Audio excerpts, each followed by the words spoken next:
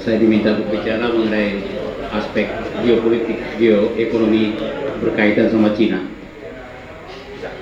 Sebenarnya yang saya ingin saya gambarkan di sini bahwa situasi eksternal di panggung global dan apa yang sedang terjadi di hadapan kita di nasional itu dua-duanya menjadi faktor yang menguntungkan bagi kita, bahwa hari inilah momentum kita untuk perubahan ke arah Indonesia lebih baik.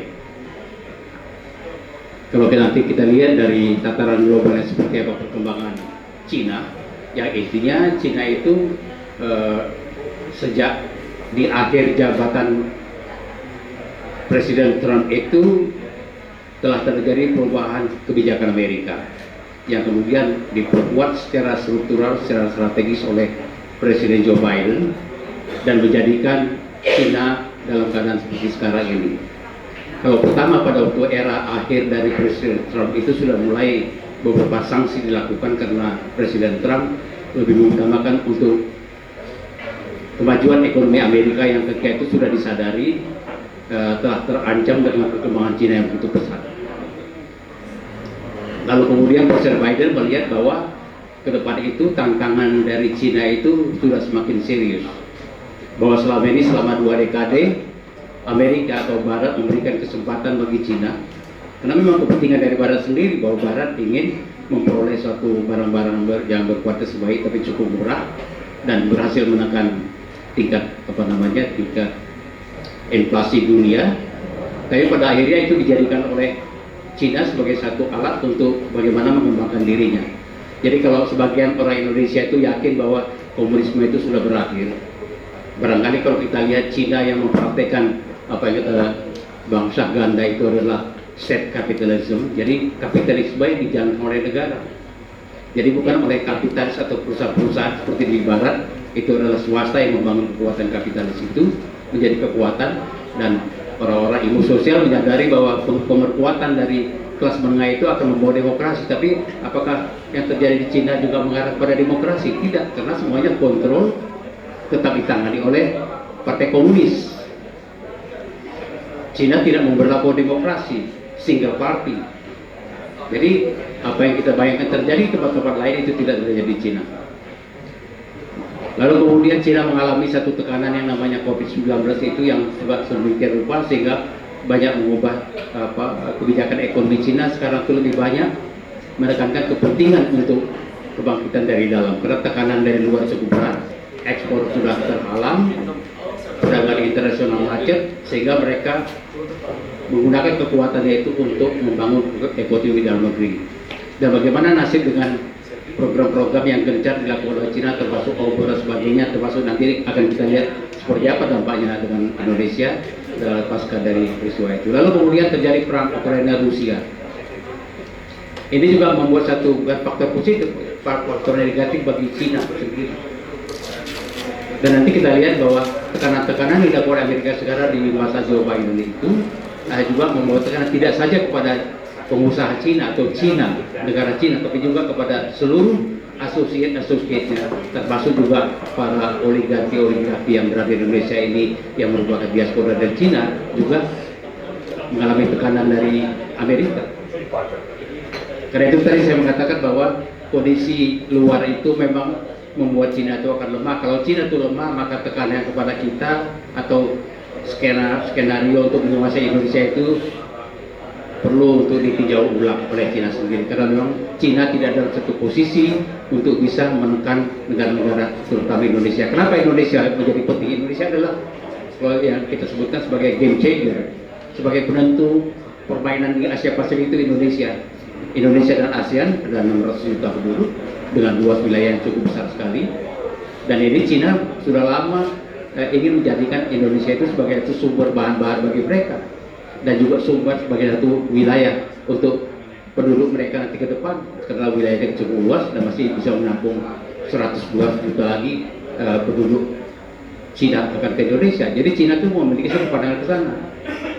Tapi situasi sekarang itu membuat bahwa Cina tidak akan bisa leluasa melakukan satu tekanan kepada Indonesia, sehingga mereka boleh mudah kembali. Kalau kita lihat fenomena dari kereta cepat Cina sekarang sudah ditinjau kembali, lalu kemudian kita lihat berbagai macam proyek-proyek Cina yang ada di Indonesia sekarang harus di skala ulang lagi, dan ini membuat bahwa tekanan-tekanan atau pengaruh Cina itu kepada Indonesia akan makin melemah. Tapi faktor yang paling menentukan bahwa Cina akan menjadi melemah itu adalah tekanan Amerika yang sudah serius, yang saya mengatakan sekarang itu adalah merupakan containment policy kedua.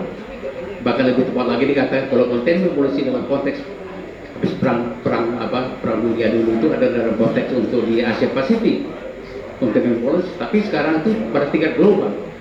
Di mana-mana seluruh teman-teman Amerika itu yang di Eropa, di Jepang, di Korea, di Australia, di mana-mana itu mengikut kepada Amerika sendiri. Jadi kalau ada satu narasi mengatakan bahwa sekarang sudah terjadi parity kekuatan ekonomi antara Cina dengan Amerika.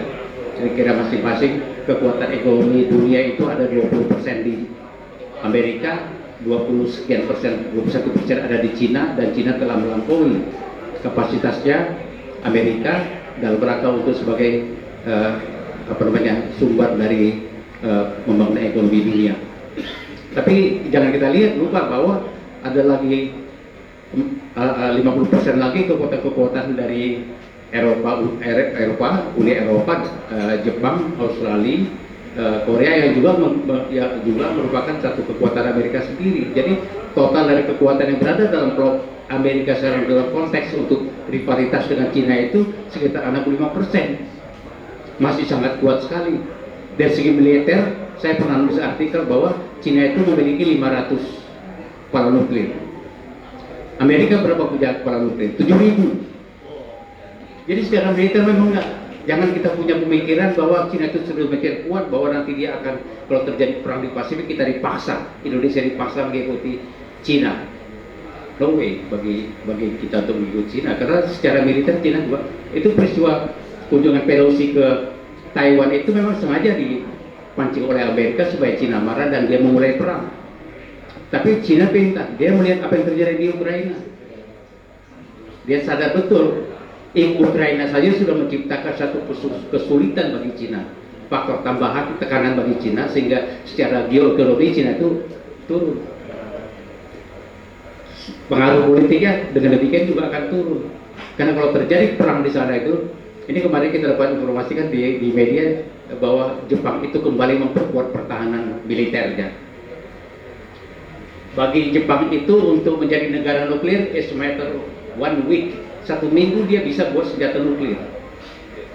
Dan orang Cina itu paham betul bahwa penguasaan teknologi Jepang itu luar biasa, dan mereka bisa membuat senjata lebih canggih, lebih kuat, lebih powerful daripada apa yang dimulai oleh Cina sekarang. Dan jangan lupa bahwa Jepang itu pernah menjajah Cina.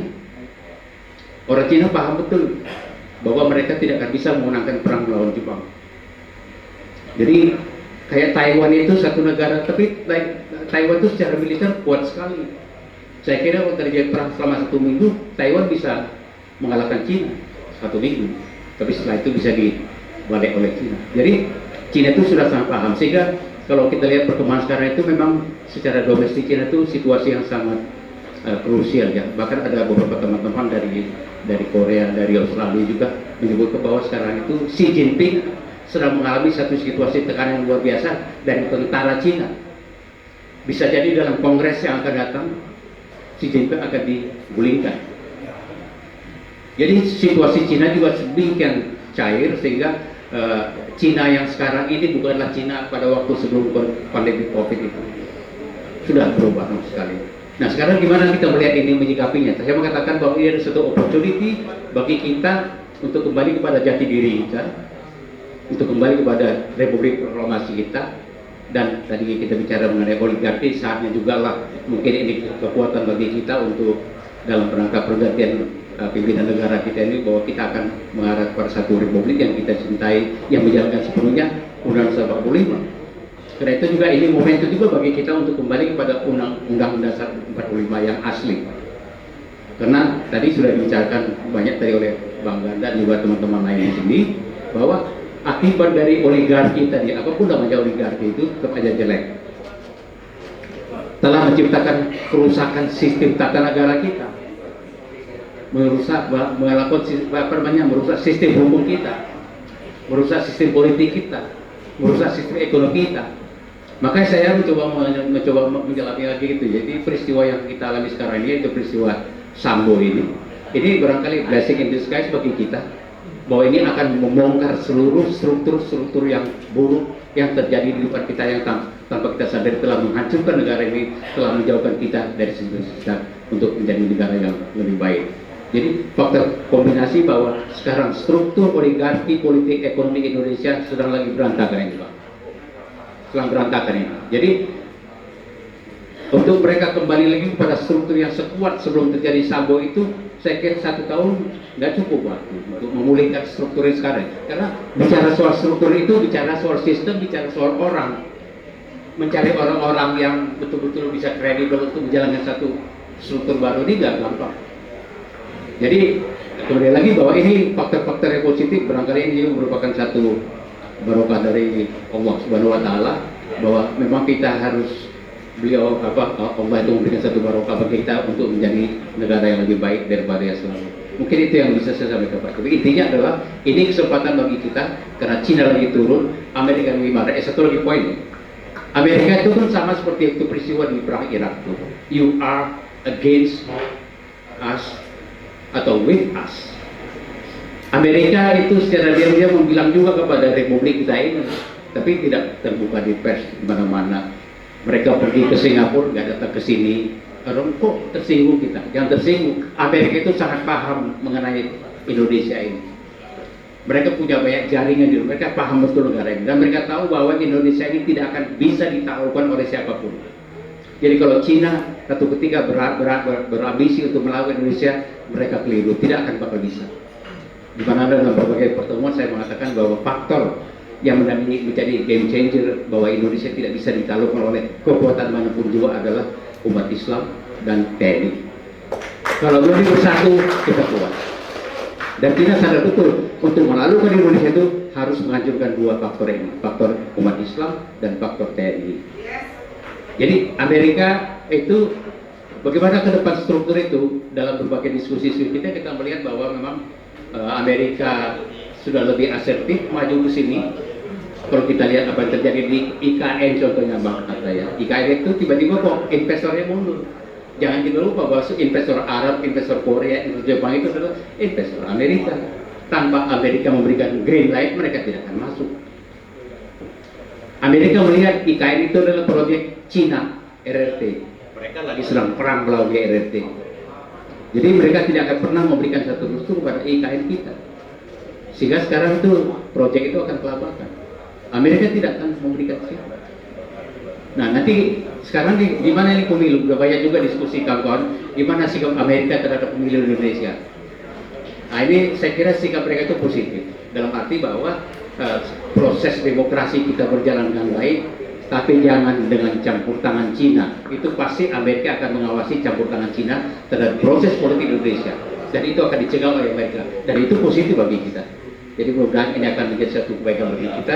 Kita harapkan nanti dalam masa-masa mendatang ini semua itu akan mengembalikan kita kepada jati diri kita, menjadi satu bangsa Indonesia yang cinta kepada kemerdekaan kita, yang cinta kepada proklamasi kita, dan kita bisa melaksanakan satu kebijakan negara kita sebagaimana para pendiri kita dulu telah mengamanahkan kepada kita. Demikian, Assalamualaikum warahmatullahi wabarakatuh.